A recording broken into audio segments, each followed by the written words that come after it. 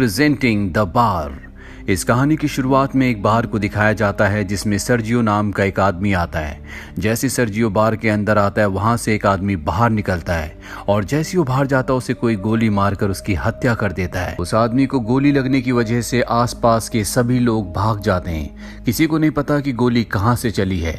सड़कें पूरी तरह से सुनसान हो चुकी है। बार के अंदर बहुत सारे लोग होते हैं। उन्हें नहीं पता कि अब इन्हें क्या करना चाहिए। ये पुलिस को कॉल करने की कोशिश करते हैं लेकिन किसी का भी कवरेज नहीं होता। और अब बार के अंदर से एक आदमी बाहर जाता है और उस आदमी को भी कोई मार देता है, जिससे बार के अंदर सभी लोग बुरी तरह से डर जाते हैं। सब इस बात से बहुत हैरान होते हैं कि किसी के फोन में कवरेज नहीं होता। बार के अंदर एलिना नाम की एक लड़की होती है।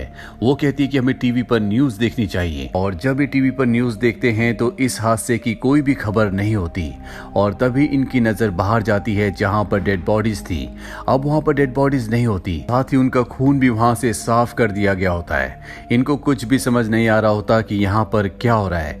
तभी एक आदमी कहता है कि मुझे लगता है कि कोई चाहता है कि हम में से यहाँ से कोई भी बाहर ना निकले। अब सर्जियो अपनी राय रखता हो, कहता है कि हो सकता है कि हम में से कोई किलर हो या हो सकता है कि हम में से कोई आतंकवादी हो जिसके पास कोई भयानक विस्फोटक हो और पुलिस उसे पकड़ना चाहती हो, मारना चाहती हो।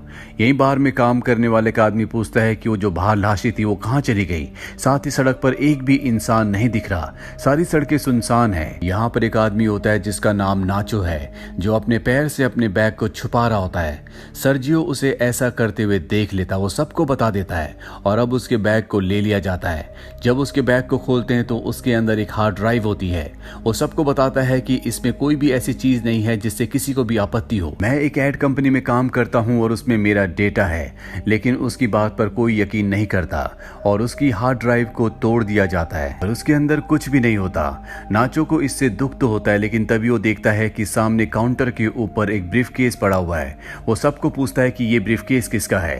सर्जियो कहता है कि ये मेरा है, लेकिन इससे पहले कि वो अपने ब्रीफकेस को उठाता, इस बार की जो ओनर होती है वो उस ब्रीफकेस को उठा लेती है। सर्जियो उसे खोलने से मना करता है लेकिन तभी एक बैगर उसे खोल देता है और उसके अंदर से फीमेल्स के बहुत सारे अंडरगारमेंट्स निकलते हैं। इससे पहले कि कोई कुछ समझ पाता, वॉशरूम के अंदर से इन्हें कुछ आवाज आती है और जब भी वॉशरूम के दरवाजे को खोलने की कोशिश करते हैं तो देखते हैं कि वो अंदर से लॉक है। ये किसी तरह से उस दरवाजे को खोलकर अंदर जाते हैं और देखते हैं कि वहां पर एक फैट मैन लेटा हुआ है जो बेहोश है, उसे होश नहीं होता।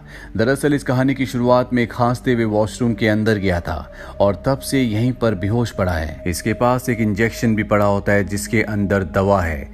एलिना उस इंजेक्शन को उठा लेती है और तभी इन्हें बाहर गाड़ी की आवाज आती है और जब ये डोर के पास जाते हैं तो देखते हैं कि बहुत सारे आर्मी ऑफिसर अपने चेहरे को पूरी तरह से कवर करके वहां पर बहुत सारे टायर्स को रखते हैं, जिसके बाद वो उन टायर्स को जला देते हैं और उस जगह से चले जाते हैं। हालांकि इन्हें लग रहा था कि ये इनकी मदद के लिए आए हैं, लेकिन वो इनकी मदद नहीं करते। और तभी टीवी पर न्यूज दिखाई जाती है कि शहर के एक बहुत बड़े हिस्से में आग लग चुकी है, इसीलिए उस हिस्से को सील कर दिया गया है। उस तरफ कोई भी नहीं जा सकता। बार में किसी को कुछ समझ नहीं आता कि सरकार झूठ क्यों बोल रही है और तभी वो फैट मैन जो बाथरूम के अंदर, वॉशरूम के अंदर बेहोश था, वो सबके सामने आ जाता है। उसका पूरा शरीर फूल गया होता है, उसकी आंखें भी बहुत अजीब होती है और उसकी वहीं पर गिरकर मृत्यु हो जाती है। अभी उसके फोन को उठाते हैं और देखते हैं कि ये एक आर्मी ऑफिसर था। इसके फोन में और भी कुछ फोटोज होती हैं जिसमें कुछ लोगों ने पीपीई किट पहनी होती है जो किसी भी वायरस से बचने के लिए होती है। उनके हाथ में स्प्रे भी होता है और अब बाहर के अंदर सबको समझ में आ जाता है इस पूरे एरिया को क्वारंटीन कर दिया गया है। और ये जो फैट मैन अभी अभी यहाँ पर मरा होता, उसने मरने से पहले ने कहा था कि डोंट टच मी, जिसका मतलब ये है कि ये आदमी इन्फेक्टेड था और इन्फेक्शन से इसकी मौत हो गई है और शायद अब यहाँ पर और भी लोग इन्फेक्टेड होंगे। वही नाचो को दिखाया जाता है जो किसी भी तरह से अपने मोबाइल में सिग्नल्स लाने की कोशिश कर रहा होता है और जब वो एक टेबल के ऊपर चढ़कर अपने मोबाइल को ऊपर उठाता है तो उसके मोबाइल में कवरेज आ जाता है। वही बात सबको बताता है। उसे कहा जाता है कि तुम किसी भी मीडिया वाले को कॉल करके सब कुछ बताओ। नाचो की एक दोस्त होती है जो मीडिया में बहुत लोगों को जानती है, वो उसे कॉल करता है, लेकिन तभी यहाँ पर एक और आदमी चढ़ जाता है जिस वजह से टेबल टूट जाता है और अब यहीं पर खड़ा एक आदमी नाचो से मोबाइल फोन मांगता है, लेकिन जो बार की ओनर होती है वो कहती है कि इस मोबाइल को मत छूना क्योंकि ये उस आदमी का मोबाइल है जो इन्फेक्टेड था, जिसकी यहाँ पर मौत हुई है और अगर तुमने इस मोबाइल को छुआ तो तुम भी इन्फेक्टेड हो जाओगे। यानी कि नाचो और जिसने इस मोबाइल को और उस आदमी को छुआ है वो सब के सब इन्फेक्टेड हैं। और ऐसे यहाँ पर 5 लोग होते हैं। इन सबको गन पॉइंट पर ले लिया जाता है और इनसे कहा जाता है कि डेड बॉडी को लेकर नीचे तहखाने में जाओ। इन सबको उनकी बात माननी पड़ती है और ये पांचों के पांचों डेड बॉडी को लेकर नीचे तहखाने में चले जाते हैं और बार के ऊपर अब बस 3 लोग बचे हुए हैं। वहीं नीचे एक लेडी को वहां पर सफोकेशन होना शुरू हो जाती है। वो तहखाने का दरवाजा खोलने के लिए सबको कहती है लेकिन कोई उसकी मदद नहीं करता और तभी वहां पर रखी हुई कुछ बॉटल्स गिर जाती है। इसका लिक्विड एक तरफ बहना शुरू हो जाता है और ये देखते हैं कि वहां पर ड्रेनेज है, यानी कि वहां से बाहर पानी के रास्ते निकल सकते हैं। के साथ जो बैगर होता है वो उस ढक्कन को खोल देता है और वो तय करता है कि वो ड्रेन से यहाँ से बाहर निकल जाएगा। हालांकि सब इस फेवर में नहीं होते, लेकिन बैगर को पता है कि उसके पास कोई भी रास्ता नहीं है, इसीलिए वो अपनी बॉडी में ऑयल लगाता है और उस जगह से नीचे जाने की कोशिश करता है। लेकिन वो होल इतना बड़ा नहीं होता, इसीलिए वो नीचे नहीं जा पा रहा होता।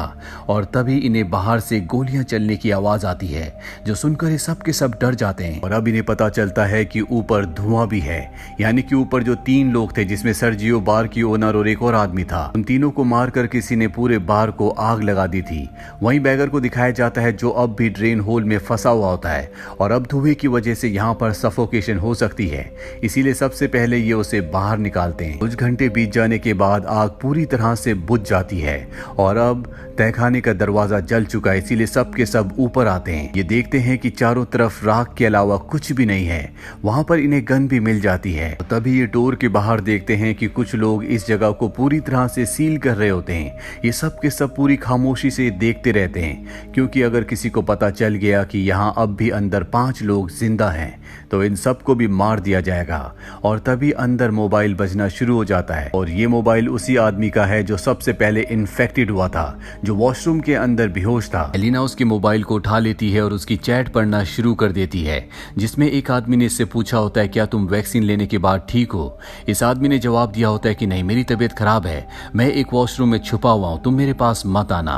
अब एलिना पुरानी चैट पढ़ती है जिसमें इस मरे हुए आदमी ने लिखा होता है कि मेरे पास 4 और बची हुई है और अभी समझ जाते हैं कि इसके पास जो इंजेक्शन था वो वैक्सीन है। लेकिन सबके दिमाग में सवाल ये आता है कि अगर इस बीमारी की, इस वायरस की वैक्सीनेशन बन चुकी है तो इस जगह को सील क्यों किया गया, क्यों लोगों को मारा गया।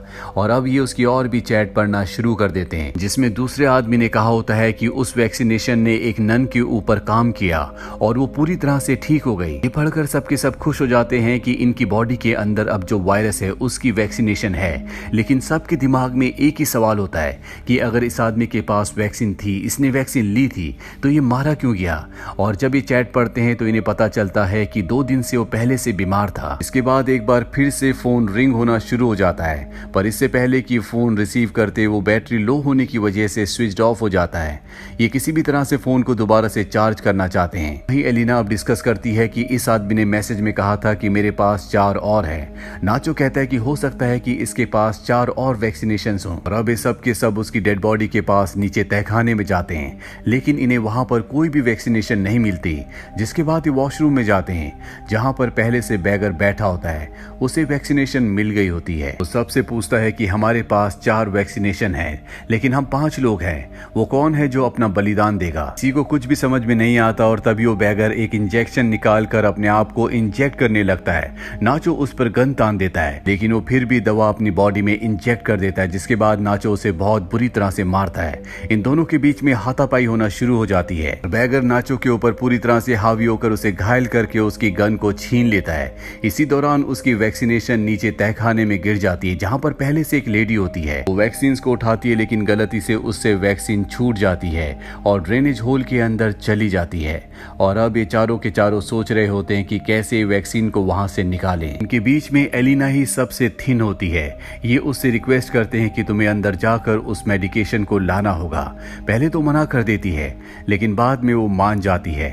इसके बाद उसकी बॉडी में ऑयल लगाया जाता है और उसे उस छोटे से होल के अंदर धकेला जाता है, जिससे बड़ी मुश्किल से वो नीचे गिर जाती है जहां चारों तरफ गंदगी होती है। एलिना को वहां पर वैक्सीनेशन मिल जाती है। नाचो ऊपर से एक तार फेंकता और कहता है कि वैक्सीनेशन को इस तार पर बांध दो, पर एलिना साफ साफ मना कर देती क्योंकि उसे पता है कि ऊपर 3 लोग हैं और अब 3 ही वैक्सीन बची हैं। इसीलिए वो सबसे कहती है कि अगर तुम्हें वैक्सीनेशन चाहिए तो तुम्हें नीचे आना होगा। जिसके बाद ये होल को बड़ा करना शुरू कर देते हैं हैं। एलिना बाहर का रास्ता ढूंढना शुरू कर देती है। कुछ दूर जाने के बाद उसे बाहर रोशनी दिखती है। सबसे पहले वो वैक्सीन को वहीं पर छुपा देती है। इसके बाद वो ऊपर जाकर देखती है, जहां से वो ग्रिल के दूसरी तरफ देखती है कि वहां पर सिक्योरिटी है जो उनके उन 3 साथियों को जला रही है जो ऊपर बार में रह गए थे। वहीं हमें दिखाया जाता है कि बाकी के 4 लोग जो ऊपर तहखाने में थे वो भी अब सीवर से नीचे आ चुके हैं। नाचो और बैगर के बीच में एक बार फिर से फाइट होना शुरू हो जाती है और इस बार नाचो उससे गन छीन कर उसे वहीं पर गोली मार देता है, जिससे उसकी मृत्यु हो जाती है। और अब नाचो के सामने एलिना भी होती है, उसके पास गन है, इसीलिए सब उससे डर रहे होते हैं। नाचो इन्हीं में से एक को अपनी गन पॉइंट पर ले लेता है और एलिना से कहता है कि मुझे वैक्सीन दे दो। एलिना कहती है कि मैं तुम्हें वैक्सीन नहीं दूंगी और तभी नाचो इनमें से एक को गन पॉइंट पर ले लेता है और कहता है कि अगर ये मारा गया तो हमारे पास 3 वैक्सीन हैं, हम तीनों बच सकते हैं। और सब उसे शांत करते हैं। हालांकि नाचो ऐसा इंसान नहीं होता, उसने अग्रेशन में ऐसा कर दिया होता है। और अब एलिना इन सब को अपने साथ बाहर की तरफ ले जाती है, जहां पर उसने वैक्सीनेशन को छुपा रखा है। और जब ये लगातार आगे बढ़ रहे होते हैं तो नाचो और एलिना आगे होते हैं। पीछे जो लड़की और लड़का होते हैं उसमें से जो लड़की होती है जिसके ऊपर नाचो ने गन तानी थी, वो लड़की उसे पानी में डुबाकर मारना चाहती है ताकि सारी की सारी कॉम्प्लिकेशन खत्म हो जाए। लेकिन नाचो उसे ऐसा करने से मना करता है। वो कहता है कि हमारे लिए वो बैगर खतरनाक था, इसीलिए मुझे उसे मारना पड़ा, लेकिन अब कोई नहीं मरेगा। और वो लेडी जो उस आदमी को डुबाने की कोशिश कर रही थी वो नाचो से कहती है कि तुम मुझे मार दो। नाचो उसके ऊपर गन तान देता है, लेकिन वो गोली नहीं चलाता। जिसके बाद वो लेडी नाचो से गन लेकर यहाँ से दूर जाती है और अपने आप को मार देती है। उसकी मृत्यु से इन तीनों को बहुत दुख होता है और अब इनके पास 3 इंजेक्शन है और ये 3 लोग हैं। ये तीनों एक एक इंजेक्शन ले लेते हैं, पर इससे पहले कि ये अपनी बॉडी में इंजेक्शन को इंजेक्ट करते, यहाँ पर बैगर आ जाता है जो अब भी जिंदा होता है। वो एलिना और नाचो के साथी को पीछे से मारकर उसकी जान ले लेता है। एलिना और नाचो अपनी जान बचाने के लिए यहाँ से भागते हैं और वो बैगर जो पूरी तरह से अब गुस्से में है, वो पूरी तरह से साइको हो चुका है, वो इन दोनों को मारने के लिए इनका पीछा करता है। एलिना और नाचो को ऊपर सीढ़ियां दिखती है। ये दोनों के दोनों ऊपर सीढ़ियों की तरफ बढ़ने लगते हैं और तभी एलिना के पास जो उसकी वैक्सीनेशन होती है वो उसके हाथ से छूटकर नीचे गिर जाती है। इजराइल भी अब सीढ़ियों के ऊपर चढ़ रहा होता है और वो यहाँ पर नाचो के पैर पकड़ लेता है, पर इससे पहले कि वो नाचो को नीचे खींचता, नाचो के पास जो उसकी वैक्सीनेशन होती है वो एलिना को दे देता है, जिसके बाद वो बैगर नाचो को नीचे खींच देता है। ये दोनों के दोनों नीचे गिर जाते हैं और इनकी मृत्यु हो जाती है। एलिना के पास अब वैक्सीनेशन है, वो उस वैक्सीनेशन को अपनी बॉडी में इंजेक्ट करती है और ऊपर जो ढक्कन होता है उसे खोलकर वो बाहर निकल जाती है, जहां पर बहुत सारे लोग होते हैं और यहाँ से आगे के एरिया को सरकार ने पूरी तरह से सील किया होता है। तभी उसके पास एक लेडी आती है और उसे अपना जैकेट दे देती है और एलिना चुपचाप इस भीड़ से आगे निकल जाती है। इस कहानी से हमें यही पता चलता है कि जो आर्मी ऑफिसर सबसे पहले बार में आया था, जो खांस रहा था, जो वॉशरूम के अंदर था, जिसकी सबसे पहली मृत्यु हुई थी, वो एक आर्मी ऑफिसर था। शायद आर्मी इसी तरह का कोई बायोलॉजिकल वेपन बना रही हो ताकि वो दूसरी कंट्रीज पर, अपने दुश्मनों पर इस बायोलॉजिकल वेपन से हमला कर सके, पर इनका अपना ही ऑफिसर इन्फेक्टेड हो गया। हालांकि इनके पास उसकी मेडिकेशन भी थी, लेकिन वो बीमार था, इस वजह से मेडिकेशन ने उसके ऊपर असर नहीं किया। और जब आर्मी को पता चला कि वो बार के अंदर है, वो इन्फेक्टेड है, तो इस पूरे एरिया को सील कर दिया गया ताकि यहाँ से कोई भी बाहर ना निकले और उस वायरस को इसी जगह पर खत्म कर दिया जाए। हालांकि उन्हें इसके लिए कुछ लोगों को मारना भी पड़ा जो बेगुनाह थे, लेकिन कुछ लोगों के लिए वो पूरे देश को सफर नहीं करवा सकते थे, इसीलिए उन्होंने ये कदम उठाया। उम्मीद करते हैं कि ये कहानी आपको पसंद आई होगी।